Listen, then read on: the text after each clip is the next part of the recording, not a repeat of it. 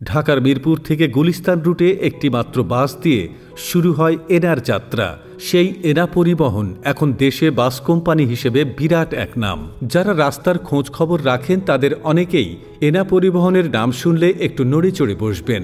একটা সময় এনা পরিবহনের বাসকে ট্রল করে অনেকেই বলতেন, সড়কে উড়োজাহাজ এনা হবেই বা না কেন, রাস্তা দিয়ে চলছে তা যেন মনে থাকতো না কোম্পানির বাস চালকদের। বেহুশের মতো চালিয়ে কখনো খাদে, কখনো বা রাস্তার মাঝে বিভাজকে উঠে যেত। বিমানের গতিতে বাস চলতে না পারলেও এনার চালকদের জীবনের লক্ষ্যও যেন তাই। এ নিয়ে এনার দুর্নামেরও শেষ ছিল না। আর কত যে দুর্ঘটনা ঘটিয়েছে তার ছিল না শেষ। কদিন পর পত্রিকার পাতায় আসত এনার বাসের উল্টে পড়ে থাকা ছবি। তবে টিপ্পনী আর রঙ্গরসিকতায় মালিক পক্ষের হুঁশ হয় একসময়। তাই কয়েক বছর আগে যাত্রী টানতে এনার একটি বিজ্ঞাপন নজর কাড়ে। তাতে বলা হয় গতি নিয়ন্ত্রণে থাকে এনার। এ নিয়ে হাস্যরসের ঢেউ পড়ে যায় চারদিকে। কারণ এনা বলেছিল গতিসীমা ৮০ কিলোমিটার রাখতে বিশেষ ব্যবস্থা নিয়েছে তারা। কিন্তু এটা কি আসলে এনা করতে পারবে, উঠেছিল প্রশ্ন। কিন্তু দেখা গেছে সত্যি সত্যি এরপর থেকে এনা বাসের গতি নিয়ন্ত্রণে এসেছে। এর সঙ্গে সঙ্গে কমেছে দুর্ঘটনার সংখ্যাও। গতি আর দুর্ঘটনা নিয়ে সমালোচনার মধ্যেও এনার টিকিটের চাহিদা কিন্তু কখনোই কম ছিল না। এর কারণ এনার সেবার মান।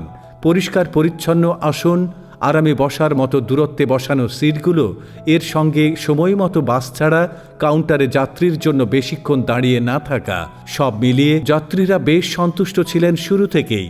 ১৯৮৪ সালে কেবল একটি বাস দিয়েই পরিবহনের যাত্রা শুরু। এখন ১৭টি রুটে চলে ৩০০রও বেশি বাস। এনার প্রথম সেই বাসটি তাও আন্তনগর ছিল না, চলত ঢাকার ভেতরে মিরপুর থেকে গুলিস্তান রুটে। এখন ঢাকার একাধিক টার্মিনাল থেকে ময়মনসিংহ, সিলেট, চট্টগ্রাম, রংপুর, খুলনা বিভাগের বহু রুটে চলে এনা বাস। কিন্তু ঢাকার ভেতরে আর চলে না। এই যে নতুন নতুন রুট খোলা, তার সবই হয়েছে গত এক দশকে। ২০১৩ সালের আগেও ব্যবসা ছিল মূলত ঢাকা ময়মনসিংহ রুটে। কোম্পানির বহরে বাসের সংখ্যা ছিল ৫০-এর মতো। ২০১৪ সালের নির্বাচনের আগে হরতাল অবরোধের সময় ঝুঁকি নিয়ে বাস চলাচল স্বাভাবিক রাখতে কাজ করেন পরিবহন নেতারা। পুড়ে যায় এনা পরিবহনের বেশ কয়েকটি বাস। কিন্তু আখেরে লাভ হয় এনায়েতুল্লাহর। সরকারের কাছাকাছি চলে আসেন। এখন দেশের পরিবহন খাতের বড় নাম হয়ে উঠেছেন তিনি।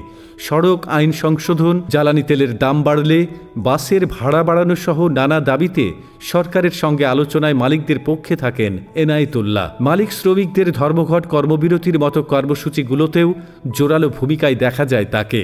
তবে পরিবহন খাতে চাঁদাবাজিতে তার নাম আসে কয়েক বছর আগে।